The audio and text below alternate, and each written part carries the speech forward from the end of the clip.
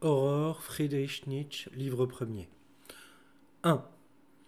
Raison ultérieure. Toutes les choses qui vivent longtemps sont peu à peu tellement imbibées de raison que l'origine qu'elles tirent de la déraison devient invraisemblable.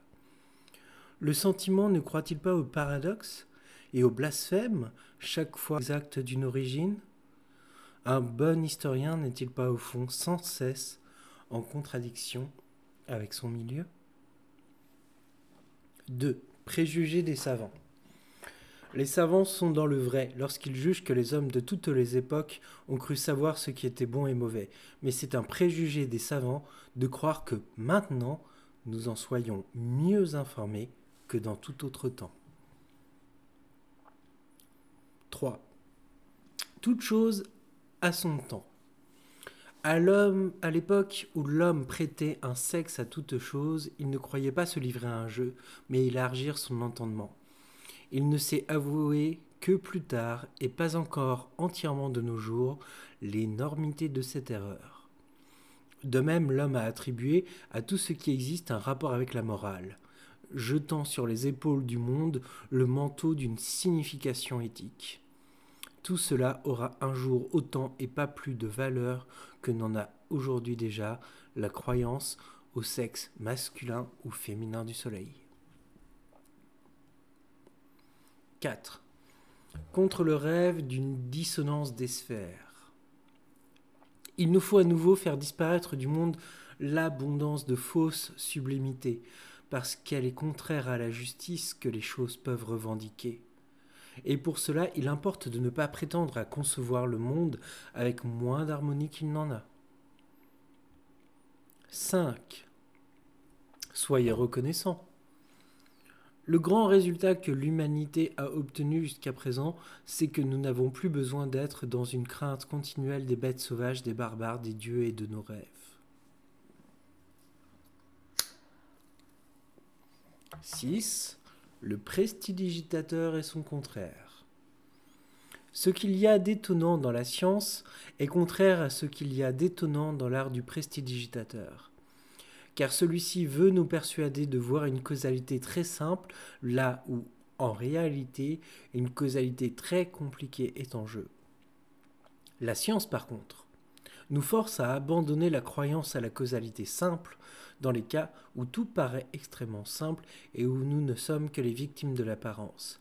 Les choses les plus simples sont très compliquées, on ne peut pas assez s'en étonner.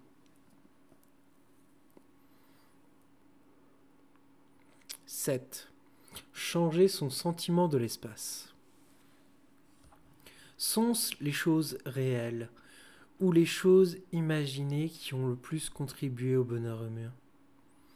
Ce qu'il y a de certain, c'est que la dimension de l'espace qui existe entre le plus grand bonheur et le plus profond malheur n'a pu être établie qu'à l'aide des choses imaginées.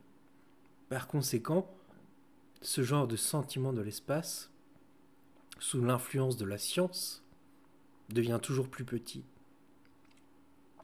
De même que la science nous a enseigné, et nous enseigne encore, à considérer la Terre comme petite et tout le système solaire comme un point.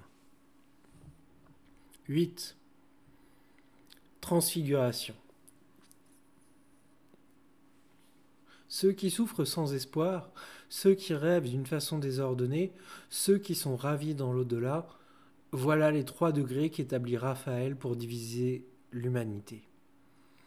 Nous ne regardons plus le monde de cette façon, et Raphaël, lui aussi, n'aurait plus le droit de le regarder ainsi. Il verrait de ses yeux une nouvelle transfiguration. 9. Idée de la moralité des mœurs. Si l'on compare notre façon de vivre à celle de l'humanité pendant des milliers d'années, on constatera que nous autres hommes d'aujourd'hui vivons dans une époque très immorale. La puissance des mœurs s'est affaiblie d'une façon surprenante, et le sens moral s'est tellement subtilisé et élevé que l'on peut tout aussi bien le considérer comme volatilisé. C'est pourquoi nous autres, hommes tardifs, pénétrons si difficilement les idées directrices qui ont présidé à la formation de la morale et, si nous arrivons à les découvrir, nous répugnons, ont l'air de calomnier la moralité. Voici déjà par exemple la proposition principale. La moralité n'est pas autre chose, donc avant tout pas plus, que l'obéissance aux mœurs, quel que soit le genre de celle-ci. Mais les mœurs, c'est la façon traditionnelle d'agir et d'évoluer. Partout où les coutumes ne commandent pas, il n'y a pas de moralité. Et moins l'existence est déterminée par les coutumes, moins est grand le cercle de la moralité. L'homme libre est immoral, puisque en toute chose, il veut dépendre de lui-même et non d'un usage établi. Dans les états primitifs de l'humanité, mal est équivalent d'intellectuel, de libre, d'arbitraire, d'inaccoutumé, d'imprévu, d'incalculable. Dans ces mêmes états primitifs, toujours selon la même évaluation, si une action est exécutée non parce que la tradition la commande, mais pour d'autres raisons, par exemple à cause de son utilité individuelle, et même pour ces mêmes raisons qui autrefois ont établi la coutume, elle est qualifiée d'immorale et considérée comme telle, même par celui qui l'exécute, car celui-ci ne s'est pas inspiré de l'obéissance envers la tradition. Qu'est-ce que la tradition ? Une autorité supérieure à laquelle on obéit, non parce qu'elle commande l'utile, mais parce qu'elle commande. En quoi ce sentiment de la tradition se distingue-t-il d'un sentiment général de crainte ? C'est la crainte d'une intelligence supérieure qui ordonne, la crainte d'une puissance incompréhensible et indéfinie, de quelque chose qui est plus que personnel. Il y a le mariage, l'art médical, l'agriculture, la guerre, la parole et le silence, les rapports entre hommes et les rapports avec les dieux appartenaient au domaine de la moralité. La moralité exigeait que l'on observât des prescriptions, sans penser à soi-même en tant qu'individu. Dans les temps primitifs, tout dépendait donc de l'usage, des mœurs, et celui qui voulait s'élever au-dessus des mœurs devait se faire législateur, guérisseur et quelque chose comme un demi-dieu, c'est-à-dire qu'il lui fallait créer des mœurs. Chose épouvantable et fort dangereuse. Quel est l'homme le plus moral ? D'une part, celui qui accomplit la loi le plus souvent. Celui donc qui, comme le brahmane, porte la conscience de la loi partout et dans la plus petite division du temps, de sorte que son esprit s'ingénie sans cesse à trouver des occasions pour accomplir la loi. D'autre part, celui qui accomplit aussi la loi dans les cas les plus difficiles. Le plus moral est celui qui sacrifie le plus souvent aux mœurs. Mais quels sont les plus grands sacrifices ? En répondant à cette question, l'on arrive à développer plusieurs morales distinctives. Mais la différence qui sépare la moralité de l'accomplissement plus fréquent de la moralité de l'accomplissement le plus difficile est cependant la plus importante. Que l'on ne se trompe pas sur les motifs de cette morale qui exige, comme signe de la moralité, l'accomplissement d'un usage dans les cas les plus difficiles. La victoire sur soi-même n'est pas demandée à cause des conséquences utiles qu'elle a pour l'individu, mais pour que les mœurs, la tradition apparaissent comme dominantes. Malgré toutes les velléités contraires et tous les avantages individuels, l'individu doit se sacrifier. Ainsi l'exige la moralité des mœurs. Par contre, ces moralistes qui, pareils aux successeurs de Socrate, recommandent à l'individu la domination de soi et la sobriété comme ses avantages les plus particuliers, comme la clé de son bonheur le plus personnel, ces moralistes ne sont que l'exception, et s'il nous paraît en être autrement, c'est simplement parce que nous avons été élevés sous leur influence. Ils suivent tous une voie nouvelle et sont victimes de la désapprobation absolue de tous les représentants de la moralité des mœurs. Ils s'excluent de la communauté, étant immoraux, et ils sont au sens le plus profond des méchants. De même, Un Romain vertueux de la vieille école considérait comme mauvais tout chrétien qui aspirait avant tout à son propre salut. Partout où existe une communauté et par conséquent une moralité des mœurs, domine l'idée que la peine pour la violation des mœurs touche avant tout la communauté elle-même. Cette peine est une peine surnaturelle, dont la manifestation et les limites sont si difficiles à saisir pour l'esprit qui les approfondit avec une peur superstitieuse.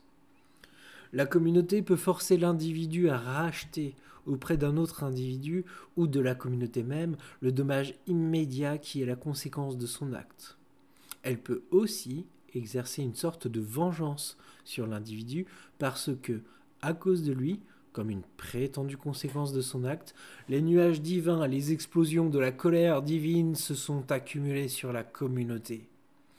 Mais elle considère pourtant avant tout la culpabilité de l'individu comme sa culpabilité à elle, et elle porte la punition de l'individu comme sa punition à elle. Les mœurs se sont relâchées. Ainsi gémit l'âme de chacun quand de pareils actes sont possibles. Toute action individuelle, toute façon de penser individuelle font frémir. Il est tout à fait impossible de déterminer ce que les esprits rares choisis, prime sautiers, ont dû souffrir au cours des temps par le fait qu'ils ont été considérés comme des êtres méchants et dangereux, par le fait qu'ils se considéraient eux-mêmes comme tels.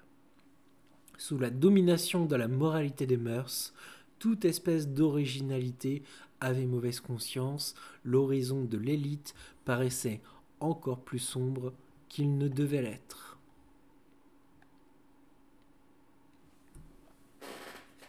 « 10. Mouvement réciproque entre le sens de la moralité et le sens de la causalité. Dans la mesure où le sens de la causalité augmente, l'étendue du domaine de la moralité diminue. Car chaque fois que l'on a compris les effets nécessaires, que l'on parvient à les imaginer isolés de tous les hasards, de toutes les suites occasionnelles post-hoc, on a du même coup détruit un nombre énorme de causalités imaginaires. De ces causalités que jusque-là on croyait être les fondements de la morale. Le monde réel est beaucoup plus petit que le monde de l'imagination. On a chaque fois fait disparaître du monde une partie de la crainte et de la contrainte. Chaque fois aussi une partie de la vénération et de l'autorité dont jouissaient les mœurs. La moralité a subi une perte dans son ensemble. Celui qui, par contre, veut augmenter la moralité doit savoir éviter que les succès puissent devenir contrôlables. 11. Morale populaire et médecine populaire. Il se fait sur la morale qui règne dans une communauté un travail constant auquel chacun participe. La plupart des gens veulent ajouter un exemple après l'autre qui démontre le rapport prétendu entre la cause et l'effet, le crime et la punition. Ils contribuent ainsi à confirmer le bien fondé de ce rapport et augmentent la foi que l'on y ajoute.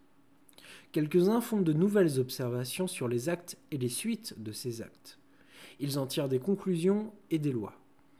Le plus petit nombre se formalise ça et là et affaiblit la croyance sur tel ou tel point. Mais tous se ressemblent dans la façon grossière et anti-scientifique de leur action.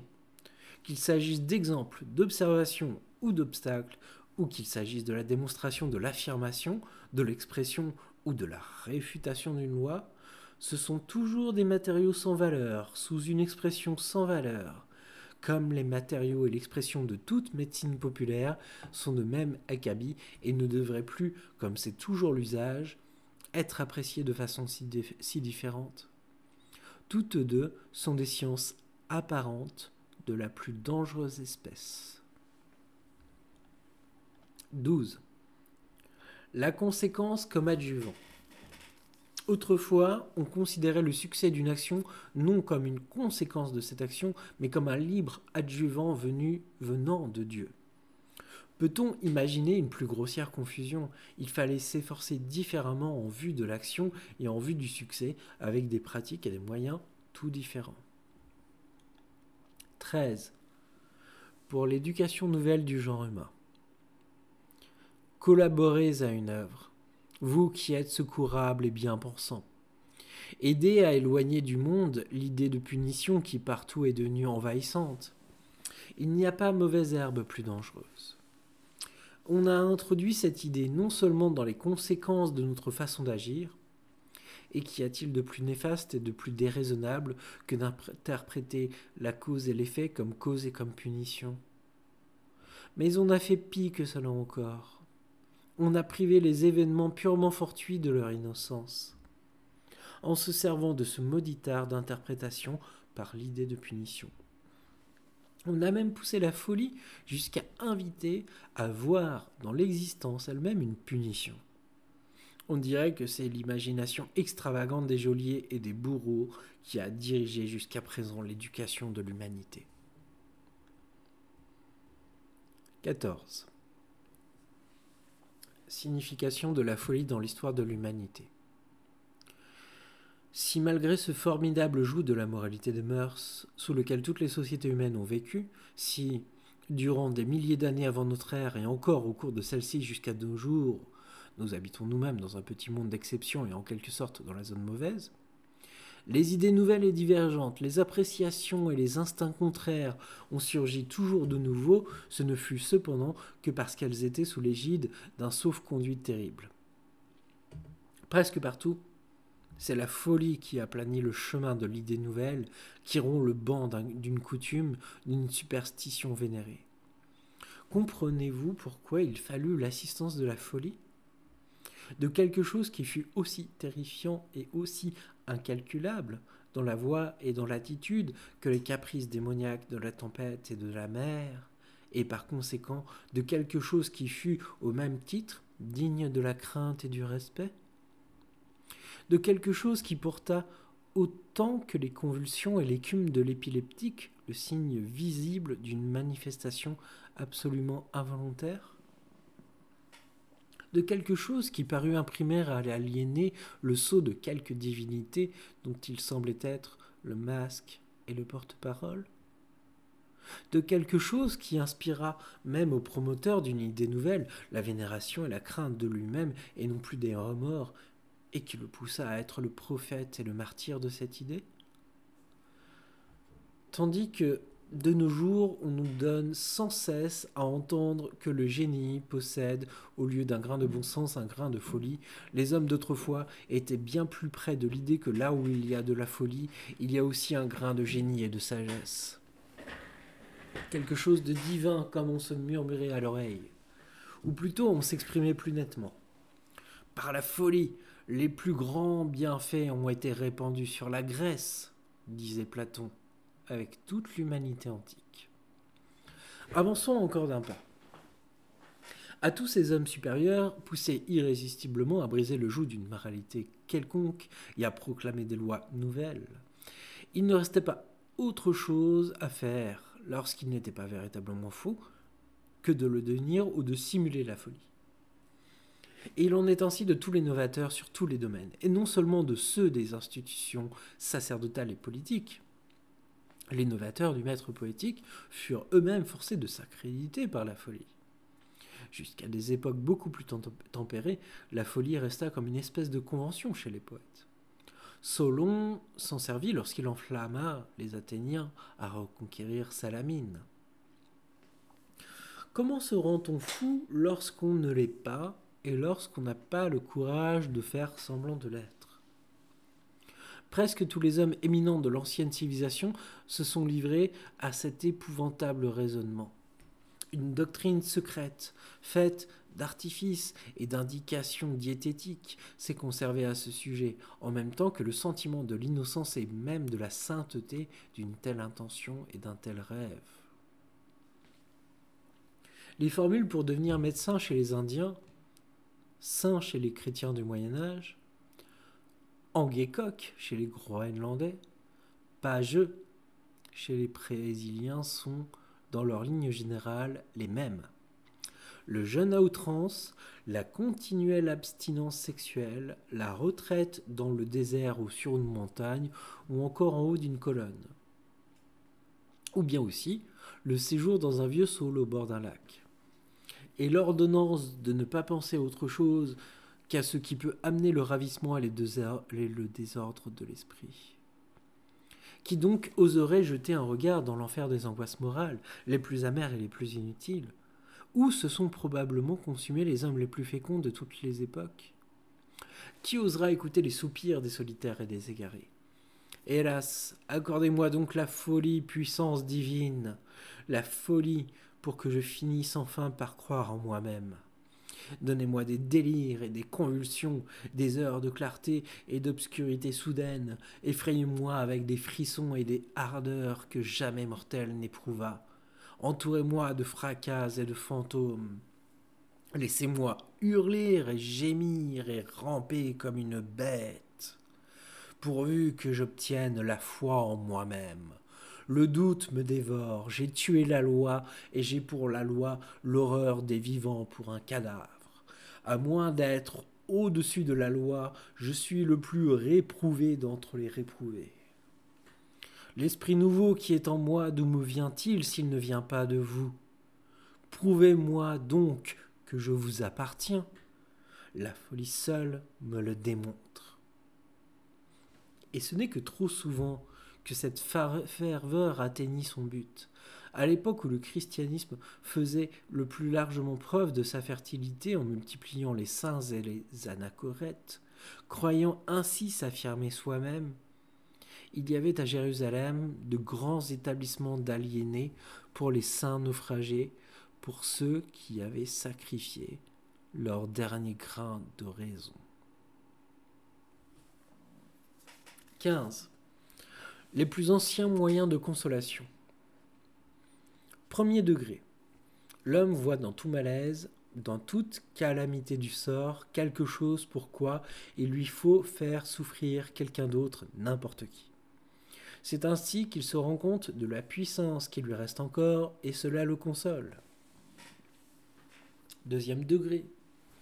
L'homme voit dans tout malaise et dans toute calamité du sort une punition, c'est-à-dire l'expiation de la faute et le moyen de se débarrasser du mauvais sort, d'un enchantement réel ou imaginaire. S'il aperçoit de cet avantage que le malheur apporte avec lui, il ne croira plus devoir faire souffrir quelqu'un d'autre pour ce malheur. Il renoncera à ce genre de satisfaction parce qu'il en a maintenant un autre. 16. Premier principe de la civilisation. Chez les peuples sauvages, il y a une catégorie de mœurs qui semble viser à être une coutume générale. Ce sont des ordonnances pénibles et au fond superflues. Par exemple, la coutume répandue chez les Kamtchatkales de ne jamais gratter avec un couteau la neige attachée aux chaussures, de ne jamais embrocher un charbon avec un couteau, de ne jamais mettre un fer au feu, et la mort frappe celui qui contrevient à ces coutumes. Mais ces ordonnances maintiennent sans cesse dans la conscience l'idée de la coutume, la contrainte ininterrompue d'obéir à la coutume. Ceci pour renforcer le grand principe par quoi la civilisation commence. Toute coutume vaut mieux que l'absence de coutume. 17. La nature bonne et mauvaise. Les hommes ont commencé par substituer leur propre personne à la nature. Ils se voyaient partout eux-mêmes, ils voyaient leurs semblables, c'est-à-dire qu'ils voyaient leur mauvaise et capricieuse humeur, cachée en quelque sorte sous les nuées, les orages, les bêtes fauves, les arbres et les plantes. C'est alors qu'ils inventèrent la nature mauvaise. Après cela vint un autre temps où l'on voulut se différencier de la nature, l'époque de Rousseau. On avait tellement assez de soi-même que l'on voulut absolument posséder un coin du monde que l'homme ne put pas atteindre. Avec sa misère, on inventa la nature bonne.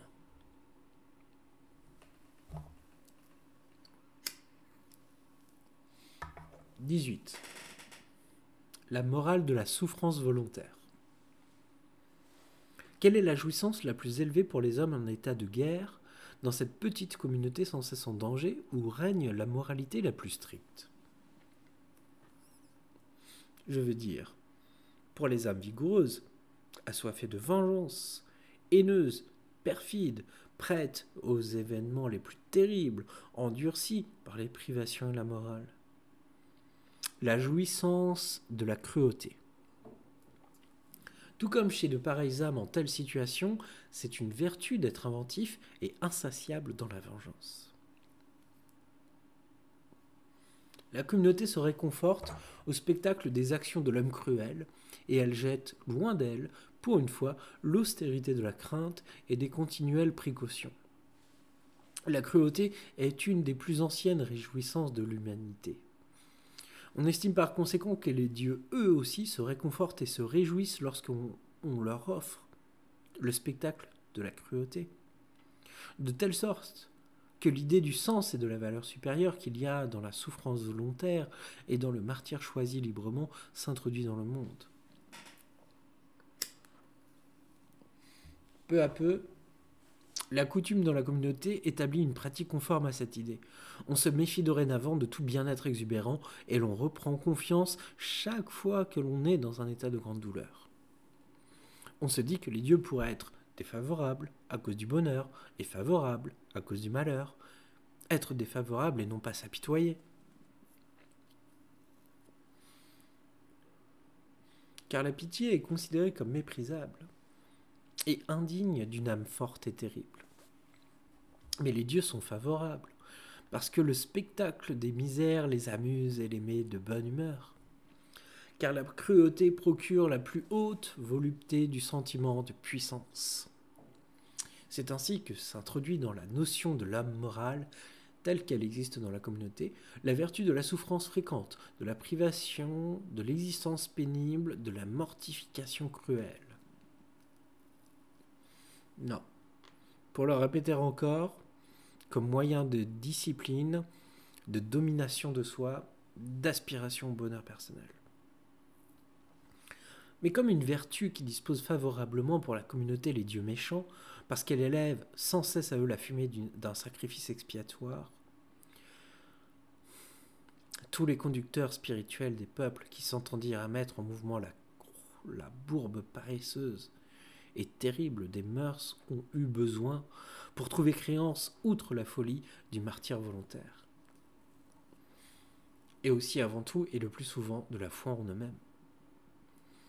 Plus leur esprit suivait justement des voies nouvelles, étant par conséquent tourmentés par les remords et les craintes, plus ils luttaient cruellement contre leur propre chair, leurs propres désirs et leur propre santé.